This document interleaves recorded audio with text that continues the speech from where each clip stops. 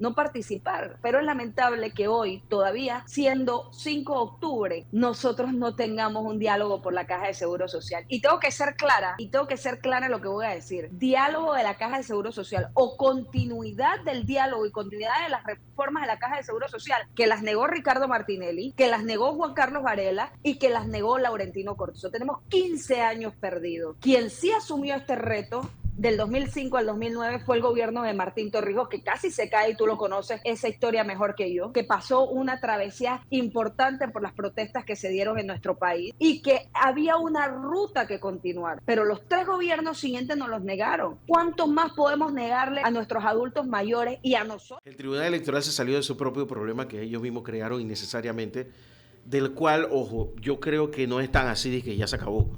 O sea, la posibilidad de interpretación de la Constitución por parte del Tribunal Electoral no tiene ningún sentido y además debería ser señalada por el Colegio Nacional de Abogados. Porque si esto pasó ahora, tú te imaginas el día de las elecciones comiencen impugnaciones y cosas. O sea, el Tribunal Electoral tiene sus normas muy claras y es el garante del torneo electoral, de la interpretación del código electoral y todo lo demás. Pero las interpretaciones constitucionales a la Corte, te guste o no. Entonces yo no entiendo a qué se abrogan estos. La última vez que yo me fijé, había unos artículos sobre que tú no debes hacer cosas que no te manda la ley. Eso tiene un nombre, pero no lo quiero decir en voz alta porque es un poco fuerte. Pero yo quiero saber a razón Bueno, de que ellos estaban interpretando la Constitución.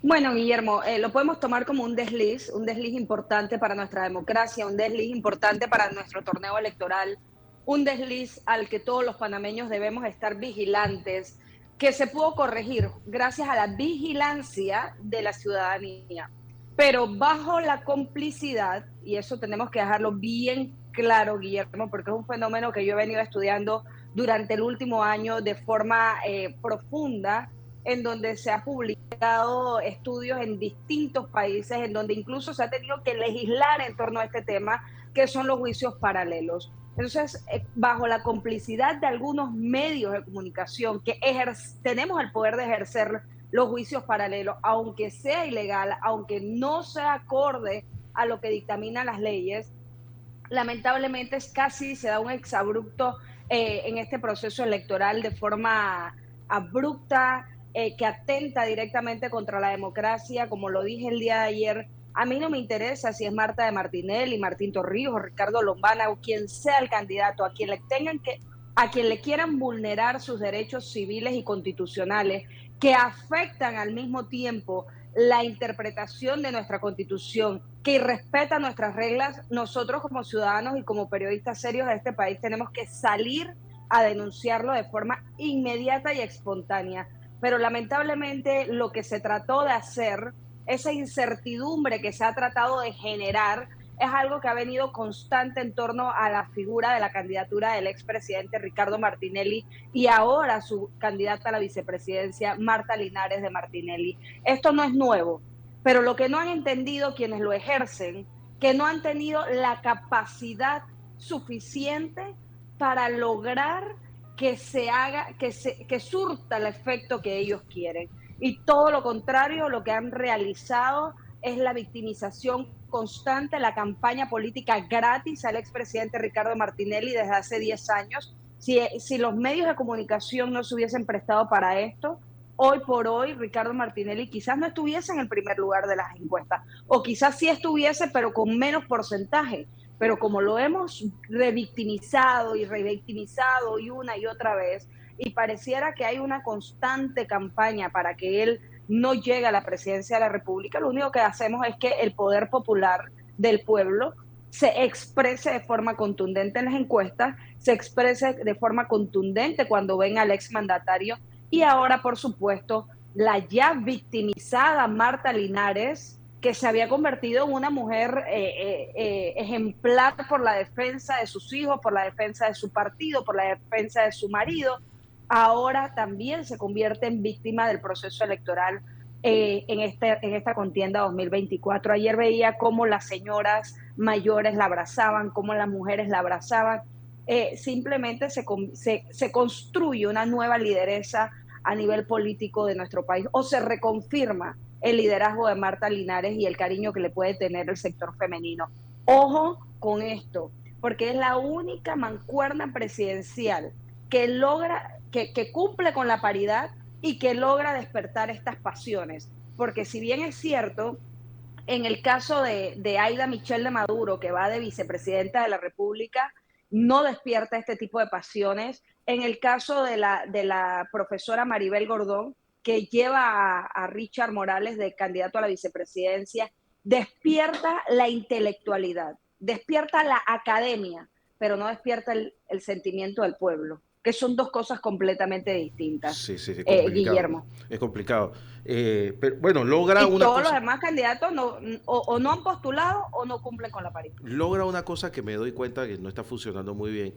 Yo pensé que se iba a lograr esa unificación de los pocos grupos de izquierda que hay en Panamá, organizados, claro, que es el de la calle, Suntran y compañía, y el académico, que es donde están todos estos intelectuales, Pero con Richard Morales y compañía. Pero siento como que sí, la gente de Suntran apoya a Maribel Gordón, pero no le meten el difícil hombro. por supuesto, es difícil de lograr porque recuerda que Richard Morales siempre fue como el eje diferenciador de qué hacía él en el Frente Amplio de la Democracia, un muchacho graduado de Harvard, un intelectual a carta cabal, un muchacho con mucha clase, educación, profesionalismo. Le decíamos el rabiblanco a la izquierda panameña, o sea, recuerda eso, Guillermo, en las elecciones pasadas, o sea, cuando tú ves a Richard Morales y te dice, yo soy del Frente Amplio de la Democracia o yo soy el candidato a la vicepresidencia de Maribel Gordón, para todos, hoy o en aquel momento, en el 2019, nos decía, yo adverso a Saúl Méndez a la candidatura presidencial por el Frente Amplio de la Democracia, a todos nos quedábamos asombrados y lo mirábamos y decíamos, pero ¿qué él hace aquí? ¿Qué hace en la izquierda panameña? Pero yo sí creo que el futuro de Richard Morales es amplio. Tuve la oportunidad de decírselo algunas semanas atrás. El futuro de Richard Morales en la izquierda panameña es amplio y podríamos estar viendo un fenómeno interesante en algunas décadas. Él es un hombre joven, completamente preparado y por supuesto no tengo la menor duda que podría asumir la presidencia de la República en algún momento o cualquier cargo de mando y jurisdicción haciéndolo de forma excelente. Vamos a ver, pero para no dejar de pasar el tema de RM, yo estaba leyendo el edicto del Tribunal Electoral. Ya te digo, eso estaba... La información que yo tengo es que allá adentro la cosa se puso caliente. Se puso caliente porque había una gente que no entendía qué estaba pasando y por qué meter al Tribunal Electoral en este paquete tan innecesario. Porque al final tú aceptas la candidatura y le pones a alguien a que vaya a la Corte Suprema. Si no te gusta, pues interprete y adiós. Es lo que va a ocurrir. Es Pero lo que va a ahora, ocurrir. pero Sí. ¿para qué buscarte todo este revolú cuando lo podías hacer de una vez y dame la candidatura, chao, vete a la corte y avísame? Porque están jugando, acuérdate que esto no es el Tribunal Electoral solo.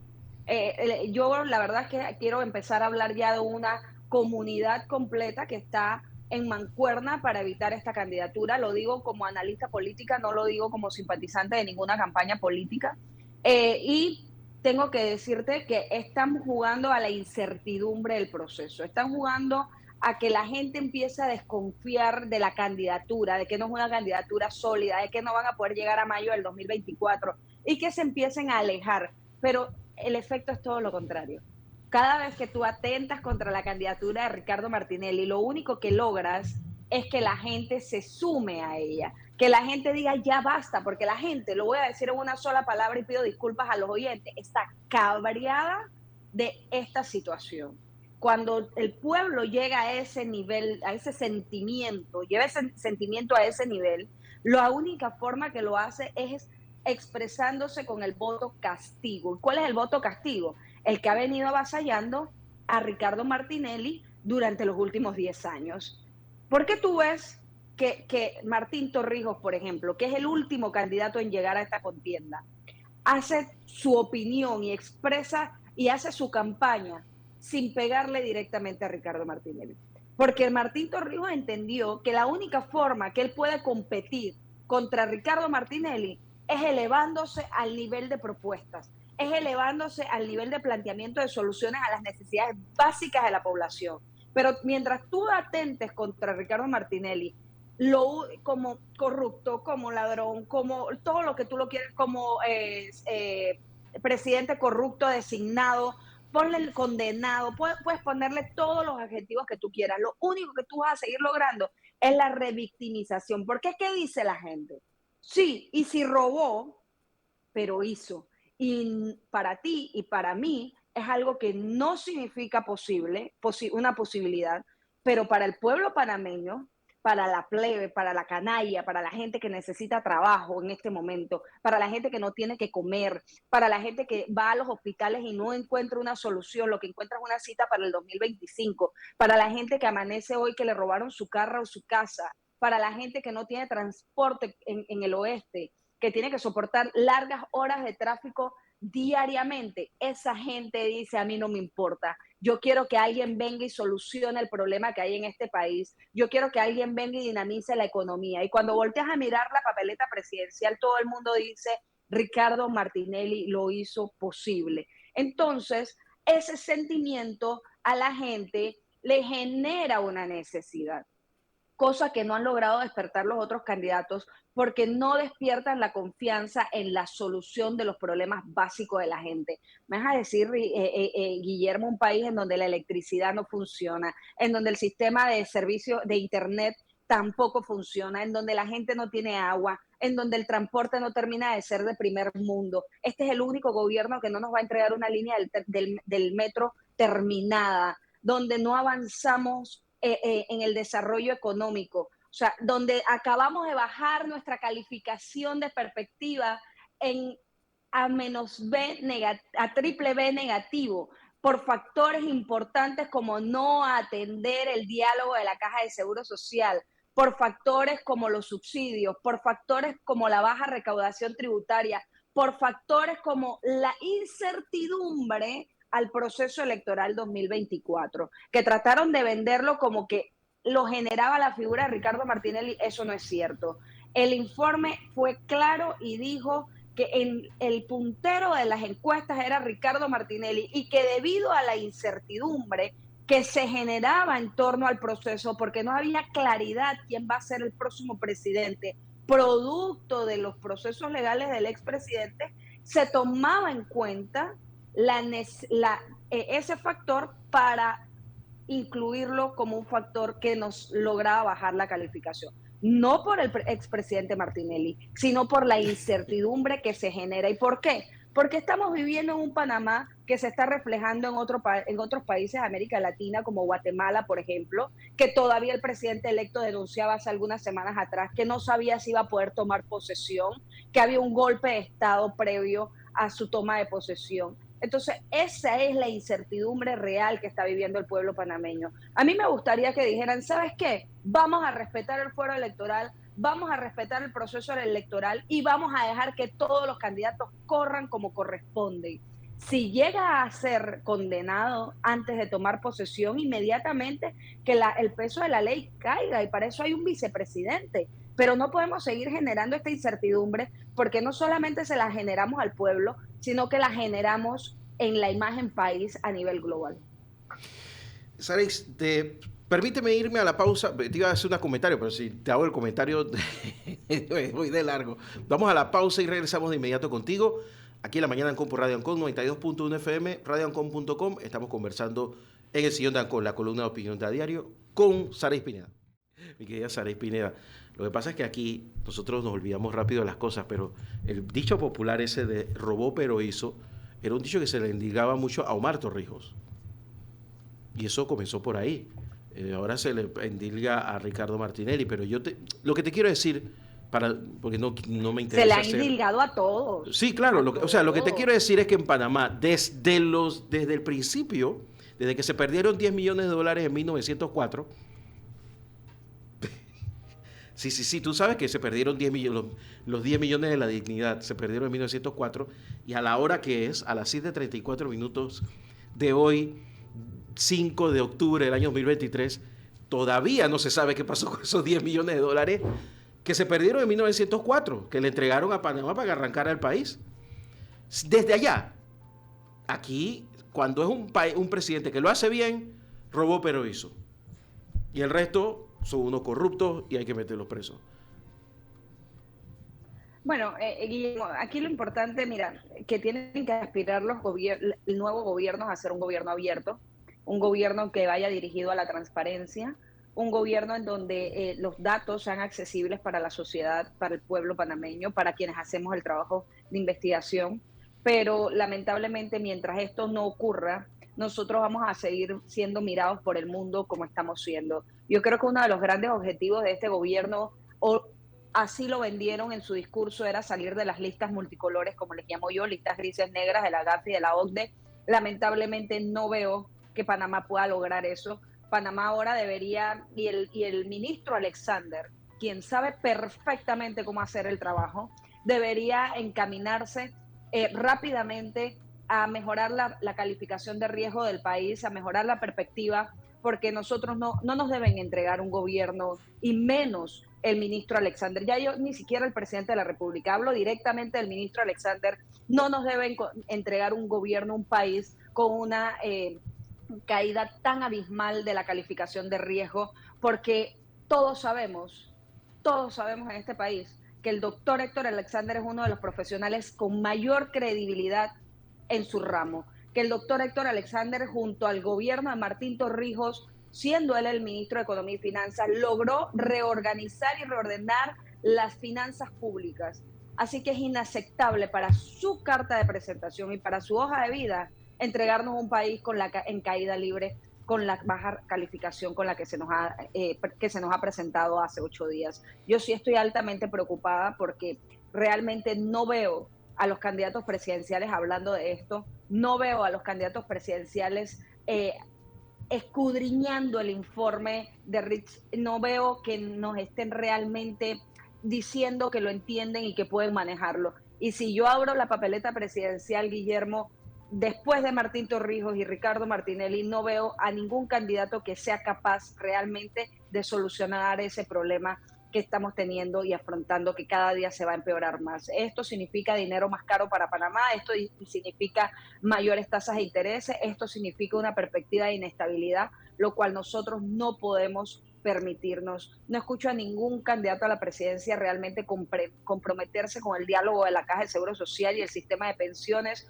uno de los tópicos más tratados en el informe de la calificadora de riesgo para bajar nuestra calificación de estable a inestable, lo cual la verdad debería de ser de preocupación para todos los panameños, y deberíamos estar hablando de esto en los medios de comunicación de forma profunda y no conveniente, para que el pueblo panameño pueda entenderlo y también pueda exigir las soluciones necesarias, porque esta baja calificación de riesgo y las consecuencias no son solo para el poder económico, sino para todo el pueblo que hoy espera por una plaza de empleo, el pueblo que hoy apuesta a la informalidad y al emprendimiento para lograr subsistir en nuestro país.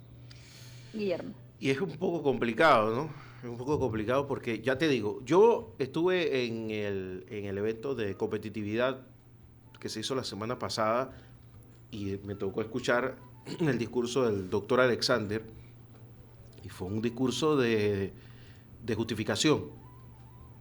Este país lo endeudamos. Es que una cosa son los discursos y otra cosa es la realidad. ¿Me entiendes? Entonces, sonó muy bonito todo lo que dijo, parecía coherente todo lo que dijo, como siempre, pero en la práctica, la gente que está en la calle la está pasando mal. O sea, tú escuchas al presidente de la República, yo lo escuché también la semana pasada en un evento que tuvimos con la gente de la APR. Y yo escuchaba a un hombre convencido de lo que estaba diciendo. Está en un mundo no paralelo, en un mundo inexistente. Lo que está diciendo el presidente no existe. O sea, directamente todo lo que estaba leyendo no se asemeja a la realidad. Entonces yo me quedo pensando, ¿qué le dirán a este hombre para que esté tan convencido de que todo está bien? Exactamente, y es muy triste, es muy preocupante, pero es más preocupante. Ya la verdad es que no quiero hablar o trato de minimizar la participación del presidente de la República en el acontecer nacional, porque ya va de salida. Ya le quedan 8 meses, 9 meses para que deje la presidencia de la República. Me preocupa más no escuchar a los candidatos presidenciales hablar de este tema, Guillermo. Me preocupa más no escuchar a los candidatos presidenciales abordar el alto costo de la vida. No he escuchado a ningún candidato presidencial hablar sobre el aumento del salario mínimo que debemos recibir el 31 de diciembre, que se debe presentar al país el 31 de diciembre, que lamentablemente no tengo esperanza de que sea un salario mínimo o un aumento al salario mínimo competitivo a la realidad que viven las familias panameñas, competitivo a la necesidad que hay de poder tener una mejor calidad de vida, de poder hacer sostenible la vida que tenemos, porque cada día se hace más insostenible hasta comer. Y yo creo que es una de las pocas veces a los cuales yo recurro o he tenido que recurrir de forma constante a ese pronunciamiento de los panameños ya no vamos a tener ni para comer, por lo encarecida que se ha puesto por la vida y por lo inaccesible que se ha hecho el poder hacer negocio, el poder realmente desarrollarte en una profesión o en un trabajo estable. Entonces me preocupa más no escuchar a los candidatos presidenciales hablar de esto, me preocupa más no escuchar a los candidatos presidenciales y a las corrientes políticas exigirle al presidente de la República la instalación inmediata, de forma correcta, de forma abierta, democrática, inclusiva, de la mesa del diálogo de la Caja de Seguro Social. Porque aquí estamos acostumbrados a no pagar los costos políticos. Aquí estamos acostumbrados a dirigir al país con miedo al costo social, al costo político. Y nos olvidamos de que la real responsabilidad que tenemos es afrontar los problemas del pueblo panameño. Y que una calificadora de riesgo te diga a ti, en el informe se pronuncia más de 10 veces el caos que está por vivir el sistema de pensiones, Guillermo. Pero aquí estamos esperando que venga el nuevo gobierno y que sea el nuevo gobierno el que asuma el diálogo de la Caja de Seguro Social. Yo no había visto un gobierno en que los diálogos fracasaran tantos como el gobierno de Laurentino Cortizo. Y si yo fuera asesora de José Gabriel Carrizo, o si yo fuera el propio José Gabriel Carrizo, yo instalo la mesa de inmediato y acepto el reto y gano un poco de credibilidad en torno a mi nombre y empiezo a trabajar en la búsqueda de las soluciones. Y si nadie se quiere sentar en la mesa, así mismo lo señalo, son ellos los que no se quieren sentar, nosotros vamos a seguir trabajando. Hace más de mes y medio la Organización Internacional de Trabajo, la OIT, entregó el informe sobre la Caja de Seguro Social y el sistema de pensiones. Y es la hora, hoy, que aún no hemos instalado la mesa nuevamente, pero una mesa seria, no una mesa como la denominó Saúl Méndez y el Suntrack, de un diálogo de yo con yo. Aquí necesitamos un diálogo abierto, amplio, de educación y formación a la gente, entender que la perspectiva de vida de la población ha aumentado, entender que el trabajo formal ha ido desapareciendo, entender que el emprendimiento y la informalidad es el acontecer nacional del día a día que va en creciente. ¿Por qué? Porque la gente no encuentra un trabajo formal. Entender que hay que hacer una apertura inmediata y hay que legislar. Mira, yo creo que el tema de la Caja de Seguro Social incluso se debe llevar a un tema constitucional para que se respeten las reglas con un capítulo formal como se hizo con la Autoridad del Canal de Panamá, porque aquí no se respetan las reglas de la seguridad social. Aquí los actuarios nos presentan los informes cuando le da la gana. Aquí el director de la Caja de Seguro Social nos da informes o rendición de cuentas como mejor le parece. Por eso Francisco Bustamante, ex subdirector de la Caja de Seguro Social, un profesional a carta cabal, un economista con credibilidad de la A a la Z, un hombre trabajador, renunció al cargo, porque él cuando aceptó este cargo lo aceptó bajo condiciones de que lo iban a dejar hacer el trabajo, que lo iban a dejar limpiar las finanzas de la Caja de Seguro Social, que lo iban a dejar hacer y poder estabilizar las finanzas de la Caja de Seguro Social, y lamentablemente eso no se cumplió y la política prevaleció hasta el momento en que se cansó y dijo me voy porque mi nombre no va a quedar manchado en un trabajo que no se va a poder cumplir. Un hombre que está acostumbrado a cumplir objetivos y se fue. Por eso es que la gente buena a veces decidimos no participar, Guillermo, no participar. Pero es lamentable que hoy, todavía siendo 5 de octubre, nosotros no tengamos un diálogo por la Caja de Seguro Social. Y tengo que ser clara en lo que voy a decir. Diálogo de la Caja de Seguro Social o continuidad del diálogo y continuidad de las reformas de la Caja de Seguro Social, que las negó Ricardo Martinelli, que las negó Juan Carlos Varela, y que las negó Laurentino Cortizo. Tenemos 15 años perdidos. Quien sí asumió este reto del 2005 al 2009 fue el gobierno de Martín Torrijos, que casi se cae, y tú lo conoces, esa historia mejor que yo, que pasó una travesía importante por las protestas que se dieron en nuestro país y que había una ruta que continuar, pero los 3 gobiernos siguientes nos los negaron. ¿Cuánto más podemos negarle a nuestros adultos mayores y a nosotros los jóvenes que algún día esperamos jubilarnos? ¿Cuánto más podemos negarle la estabilidad de su futuro a quienes construyeron este país? No nos olvidemos que los que construyeron este país son nuestros jubilados, son nuestros pensionados, pero seguimos generando jubilaciones especiales, olvidándonos de que son insostenibles, Guillermo. Aquí hemos creado una camada de jubilaciones especiales que sí, que tienen su reconocimiento, por supuesto, que son profesiones que merecen eso y más, pero que no podemos jugar con la sostenibilidad del sistema de pensiones, y menos cuando requerimos que el gobierno nacional le meta la mano.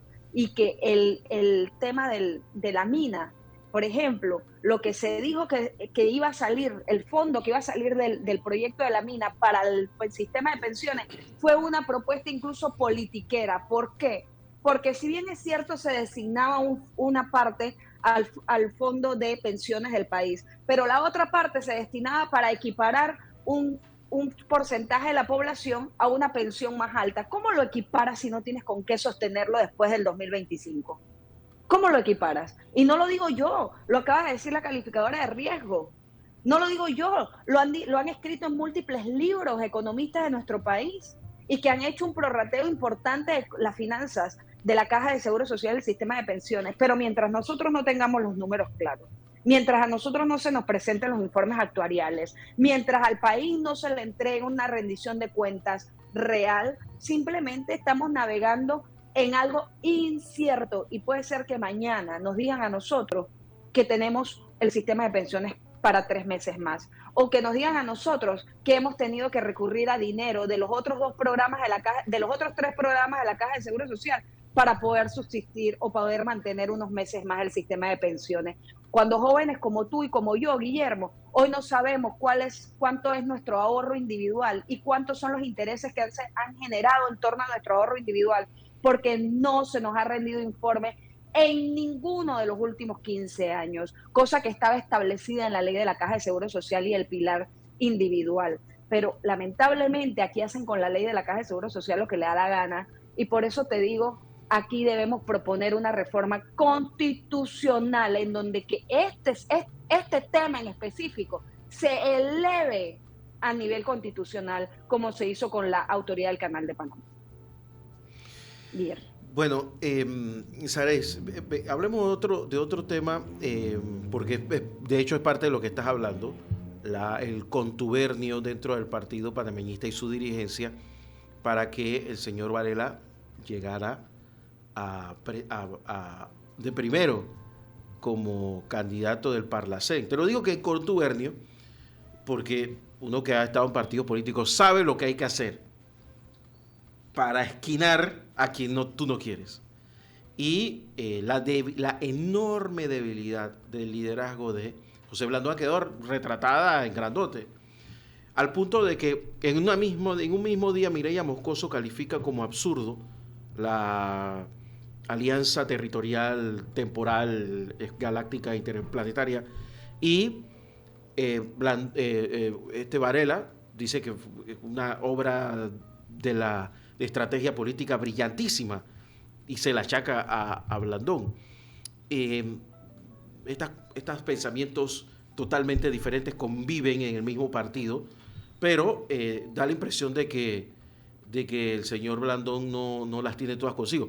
Si eso le sumas que el Cambio Democrático es solamente la sede de CD, donde ahí el señor Rómulo Rux y Ana Yesel Rosas controlan todo el partido, o lo que quedó del partido, tienes una alianza que va al desastre, ¿no?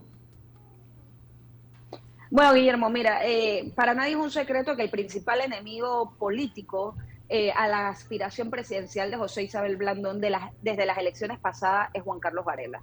Eso para nadie es un secreto. Creo que José Isabel Blandón le ha tocado venderse ¿Venderse en qué sentido? Venderse en que estamos hablando de que Juan Carlos Varela es el tío de Rómulo Rux, candidato presidencial de la mancuerna del panameñismo y Cambio Democrático, lo cual le minimiza poder a lo interno del partido y a lo externo del partido a José Isabel Blandón, y creo que para evitar una confrontación y para evitar una situación delicada en la alianza, decidió acceder a la postulación y a buscar y apoyar con votos a Juan Carlos Varela. Pero reitero, Juan Carlos Varela es el principal enemigo de las aspiraciones presidenciales. José Isabel Blandón lo sabe, lo ha admitido y ha trabajado en ello, pero lamentablemente creo que se ha debilitado por el tema de tener que dar un paso atrás. Esto te lo digo, Guillermo, que la debilitación también para la alianza que no vieron venir es grande, pero yo creo que entendiendo los números que hay en las encuestas, no fue, para ellos fue la mejor opción porque saben que no tienen en este momento la posibilidad de ganarle a Ricardo Martinelli o en dado caso a Martín Torrijos si ocurriera algún tema en las elecciones, que son los dos los que ocupan el primer y segundo lugar de las encuestas, y que al mismo tiempo pueden meter los votos para proteger a Juan Carlos Varela de los juicios siguientes, que no, eso no lo podemos negar, esa es la realidad del Parlacén, eso ha sido la realidad en los últimos años, no solamente en Panamá, sino a nivel de Latinoamérica. Y segundo, el tema de las declaraciones de Juan Carlos Varela realmente no tienen ningún peso político, lamentablemente, porque Juan Carlos Varela no representa un músculo real a lo interno a lo interno del panameñismo. Más lo representaría Poppy Varela, para mi concepto, quien siempre ha tenido una vigencia política más interesante. En cuanto a sus declaraciones, por supuesto que no podía decir lo contrario, está empeñado, está amarrado a su sobrino, está amarrado a Rómulo Rux, y ahora, como consciente, se amarra José Isabel Blandón a Juan Carlos Varela. No Juan Carlos Varela a José Isabel Blandón, es al revés, Blandón a Juan Carlos Varela. En cuanto a las declaraciones de la expresidenta Mireya Moscoso, no puedo estar más de acuerdo con ella.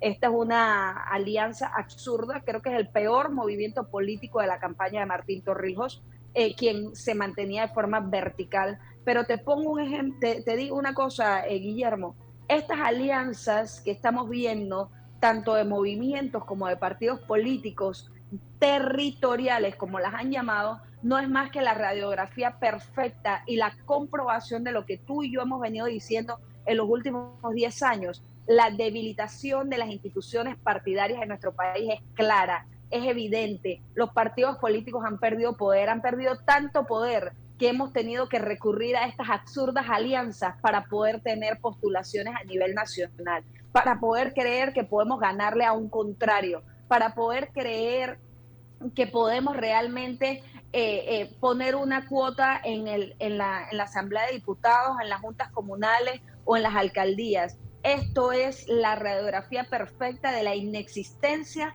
de la construcción de liderazgos o de delfines en los partidos políticos. Lamentablemente ya no hay cuadros, no se han construido los cuadros porque se necesitan esos espacios. ¿Para qué? Para mantener a los mismos de siempre. Llámese Benicio Robinson en el PRD, llámese la Ana Giselle Rosas en Cambio Democrático, llámese el propio Carles en el panameñismo, llámese el propio Raúl Fernández en la línea independiente. Cada partido tiene un candidato que aspira a continuar en el poder. No digo que sea bueno, no digo que sea malo, pero esas aspiraciones de continuación es lo que limita la construcción de cuadros. Lo vemos en el caso del otro Camino Panamá, lo vemos en el caso del el movimiento de Juan Diego Vázquez, Vamos, lo vemos en el caso del Molirena, del PRD, del panameñismo, Cambio Democrático, todos entran en el mismo balde, y reitero, es lamentable que el candidato Martín Torrijos también haya caído en ese juego. ¿Quién es el verdadero ganador de esa alianza panameñismo, Cambio Democrático, Partido Popular? El Partido Popular. Es el único ganador. ¿Por qué? Porque con esa alianza el Partido Popular se garantiza 50.000 votos bajitos, 100.000 votos bajitos, 2 escaños en la Asamblea de Diputados y garantiza su subsistencia. Ya la tenía ganada con la candidatura de Martín Torrijos, pero ahora queda ya casi que confirmada con la alianza territorial que han realizado con Cambio Democrático y el Panameño. Me imagino que eso fue parte de la negociación, pero todo es absurdo y nada tiene sentido.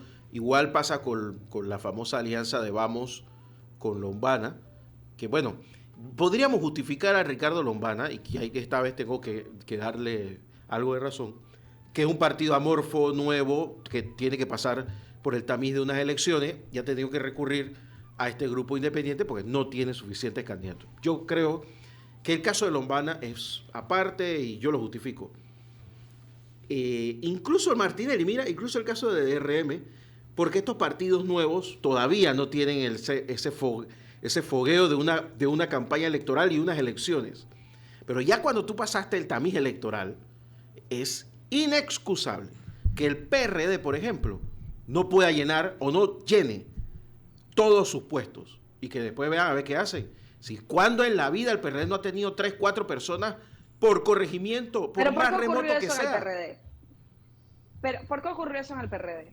A diferencia de los otros partidos políticos, en el PRD ocurrió por la falta de democracia, no por la falta de aspiración. Un partido con 700.000 adherentes, tú más así que no había alguien que quisiera aspirar a las primarias de la alcaldía de San Miguelito. Por favor. Que no había otra competencia a las 5 curules de diputados en el circuito de San Miguelito, que no había aspiración a la Junta Comunal de Caledonia. Por supuesto, las 16 juntas comunales del Distrito Capital estaban reservadas. Entonces, quitémoslo de democrático y pongámosle selectivo, pongámosle el nombre de quien querramos. Decimos que los otros partidos políticos tienen dueños, pero nosotros actuamos exactamente igual. En el PRD nos faltaban aspirantes, en el PRD nos faltaban líderes, en el PRD faltaba democracia. Sareis, hubo una época donde se hacían directivas de, eso se llamaba, eran juntas de centros de salud.